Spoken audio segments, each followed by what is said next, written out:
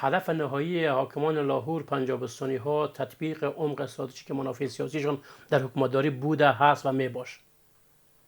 در 4.5 سال گذشته به 3 اصل در افغانستان حکومتداری شده: اقتصاد محور بودن، عدم مداخلت کشورها و امنیت. پاکستان فراتر از افغانستان چی میخواه؟ وقتی که همون مراودات اقتصادی و سیاسی بند شد، چرا شد؟ به افغانستان خلاف تمام قوانین و کنوانسیون های بین المللی حمله کردند. گفتن که ما رهبر TTP را زدیم که مخالف مسلح سیاسی ما هست.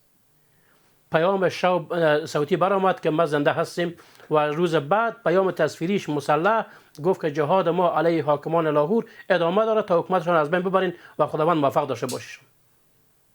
آیا او قبول کردن که حمله به افغانستان خلاف پالیسی ها بوده و عذرخواهی کردن؟ جهان سکوت کرد، پیام نداشت. اما وقتی که حمله صورت گرفت، در کمتر از ساعت ها بیش از 40 پستشان سقوط کرد و ده عسکرشان کشته شد. دست به دامن ایرانستانی ها و ترکیه و قطر شدند که افغانستان را شما به خویشتنداری دعوت بکنید. میز مذاکره شد. در میز مذاکره گریختند. ما همون وقت گفتیم که یا استقلالیت اقتصادی و سیاسی ندارن، به نحوی که حتی رئیس شبکه استخباراتی ISI شان هم همراه جناب وثیق صاحب رئیس استخبارات عمومی اسلامی افغانستان نشست داشت. او هم از میز مذاکره گریخت.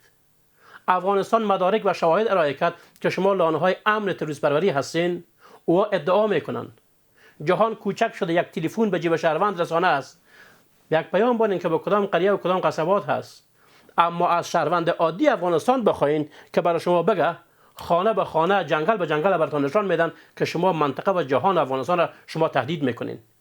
وقتی که مراودات اقتصادی قطع شد، کی تاوان کرد؟ او احساس میکردن که با بند شدن این روابط اقتصادی شاید در کابل یک بوجه آرد به 10,000 افغانی برسه. اما از بند شدن تا این لحظه 10 15 20 افغانی هم بالا پایین نشده. محصول تجار افغانستان متضرر شد. اما تجار ما دیدیم که به می کابل آمدن، گفتن ما حاضر هستیم که حتی میوه‌جاتی که ما آوردین او را به مردم مجانی توزیع بکنیم، او را به زمین دفن بکنین، اما با حاکمان لاهور ما مراودات اقتصادی نداشته باشین. او تجار از ایران آمده بودن. مردم افغانستان به بینی رسیده بود. در جمهوریت هم هر تحریک که میشد بند میکردن روابط اقتصادی را. کی توان کرد؟ بیش از 1,700,000,000 میلیون دلار را از روزی که افغانستان به او روابط نداره او توان کردن. کچالو و پیاز را که از افغانستان میبردن به سردخانه میماندن، پس برای ما دو چند میفروخت نیامد.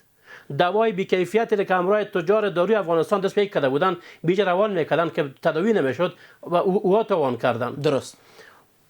ببخشید مو وسایل پلاستیکی گودگاه کار که روان میکردن روان کردن نمیتونن.